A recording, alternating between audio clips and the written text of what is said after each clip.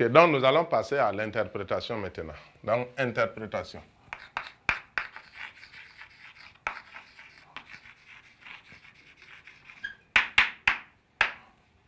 Donc, le premier croisement.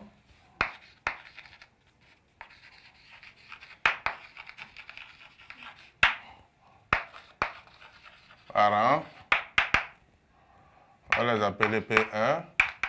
On va les appeler P2. Donc, le phénotype. Donc, on a graines pleines et colorées, graines déprimées et incolores. Génotype. Donc, on a dit que la liaison est totale. Donc, il y a une liaison totale entre les deux gènes. Donc, on va faire pour les porter sur la même paire de chromosomes. Donc, ici également, petit p, petit c, voilà, petit c. Donc, gamète, il va produire un seul type de gamète. Donc, je vais dire 100% de PC. Également, même un seul type, ça fait 100% de petit p, petit c. Ce qui me donne croisement, fécondation si vous voulez. Il y a une seule fécondation. Donc on peut en faire directement. Donc je les mets ensemble. Ça me donne donc un génotype comprenant donc P, C. Ça c'est le premier gamète. Dans le deuxième gamète, il est là. Petit P et petit C.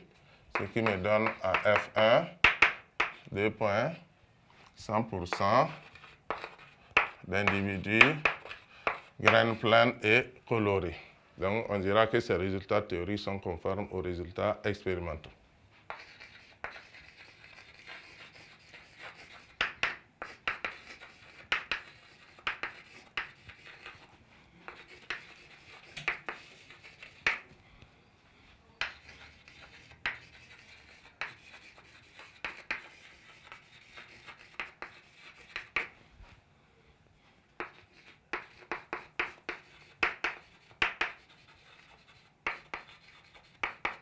Donc, ces résultats théoriques sont conformes aux résultats expérimentaux. On va passer au deuxième croisement.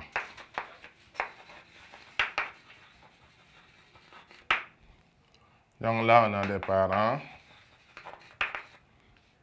On a F1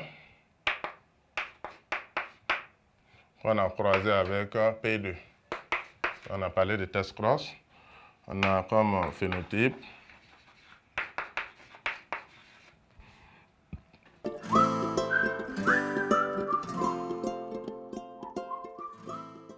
donc graines pleines et colorées, hybrides, avec graines déprimées et incolores.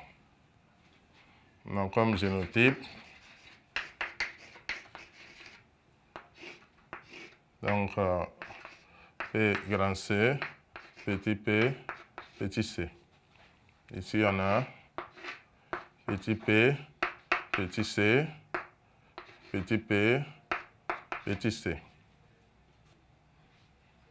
Ça me donne ici comme gamète donc un demi de P grand C, un demi de petit p, petit c.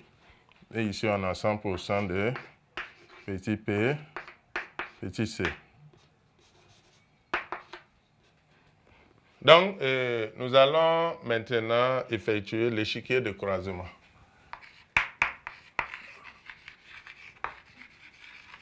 Échiquier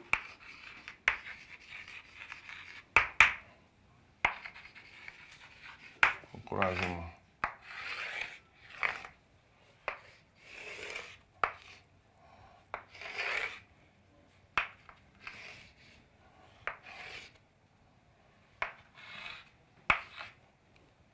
Donc, gamète.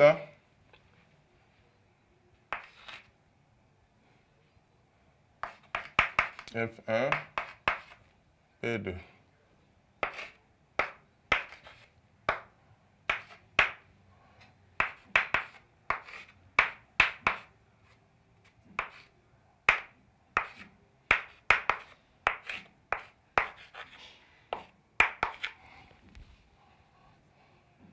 Donc, ça va me donner 1 demi de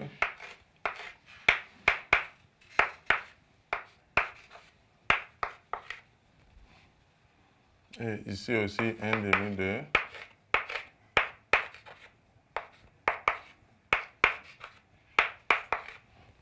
donc, ça donne le phénotype graine pleine et colorée.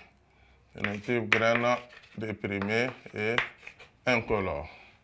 Donc, on va faire le bilan.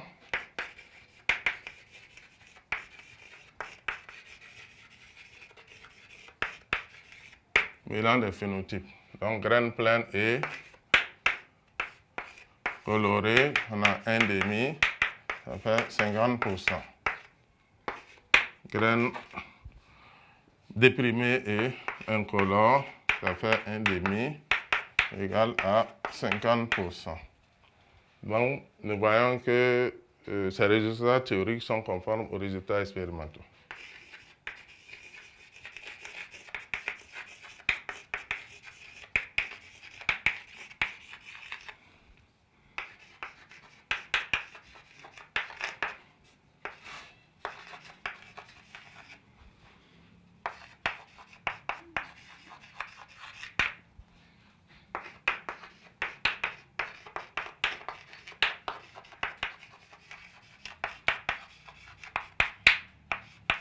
Les résultats théoriques sont conformes aux résultats expérimentaux.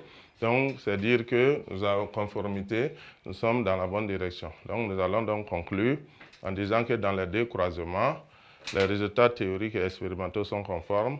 Ça veut dire que l'hypothèse est donc vérifiée. Ça veut dire que nous sommes bien dans un cas de dihybridisme à gènes autosomaux, avec linkage absolu, avec liaison absolue, c'est-à-dire qu'il n'y a pas de crossing over ici. Voilà, c'est ce que ça veut dire. Voilà, donc ce qui met fin donc à cet exemple-là. Donc, nous allons passer maintenant au petit 3 qui est le linkage partiel.